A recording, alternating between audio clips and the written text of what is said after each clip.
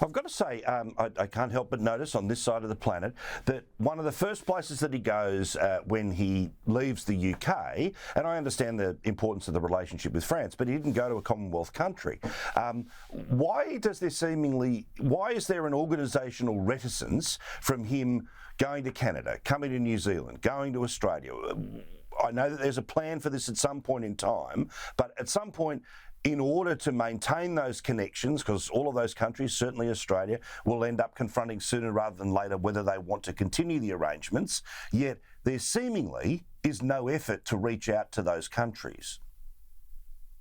Well, listen, nobody's as surprised at this than you or I, and I've been really quite staggered at the fact of the lack of visiting of Commonwealth realms. You talk about, major realms like yourselves in Canada and New Zealand. I thought it was quite shocking. I thought he wanted to be straight out the traps, maybe even before the coronation, getting out to certainly Australia and Canada. And it hasn't materialised. I mean, we were led to believe that is going to happen. Certainly Canada is being spoken about next spring, our spring, your winter. And I imagine we're going to be looking at your summer next year to come down under. However, that seems a long period of time to have passed before getting over to the places where they want to see him. I mean, certainly some people do.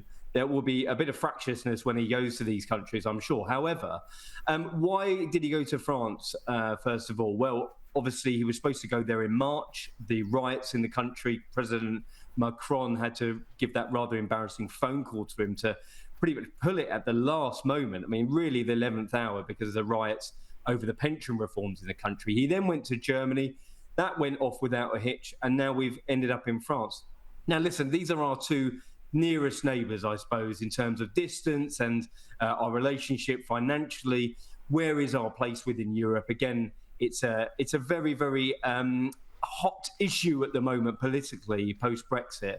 So I think sending him out there, being a statesman, getting him to speak on behalf of the country like he did, I mean, and surprising a lot of people in the way that he did speak, is a big win for the government, I would say. And I'm sure that they were delighted with the way that it went. Yeah, I just think it's one of those ones just to, when you talk to palace people, just put a little pin in.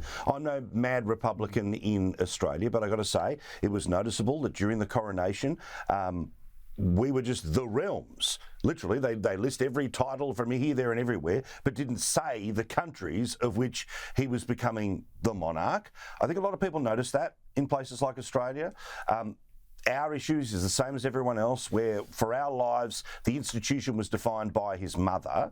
And in a scenario where, okay, I get it, it's priorities, you can't go everywhere all the time.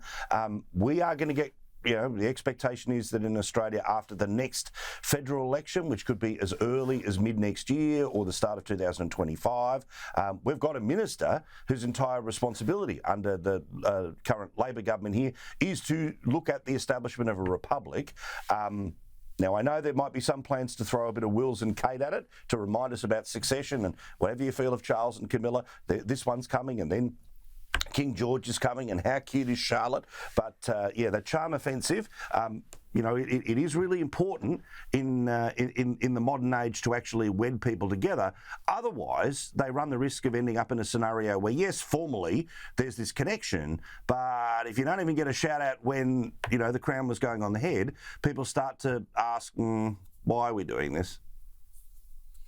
Oh, massively. I mean, my relationship with Australia and yourselves, Paul. I mean, yeah. I speak very, very strongly when I've said I was very surprised that when you look at the amount of activity, not only throughout the country, I think Charles has done a pretty good job in the UK. He's been to the four corners of the UK. He's been out and making sure he was visiting every sort of religious faction he could. But I think the real serious work is done abroad. And you talk about the realms, I think you're totally right. It was all bunched in together, and we've got to look at our relationship on the global stage of who are our major friends and partners. And I understand why the government would have wanted Charles and Camilla to go to France and Germany. However, when are these big tours planned? I mean, the last big tour we had was Harry and Meghan back in 2018. That is an absolutely extraordinary period of time to have passed. I mean, like you said, most Australians, Canadians, Kiwis, their relationship is embedded with the Queen being head of state, and for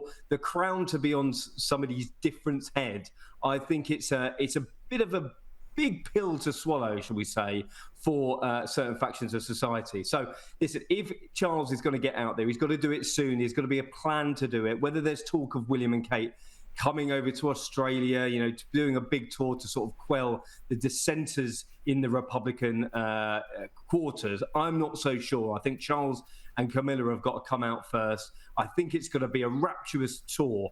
But then you look at it, they're both sort of 75, 76, and it's not going to be a big, long tour like Harry and Meghan did, 3 weeks, getting over to all the different communities that a big royal tour has to offer. I just don't want it to be a damp squib. I want it to be full throttle and for us to come and see you guys as soon as possible.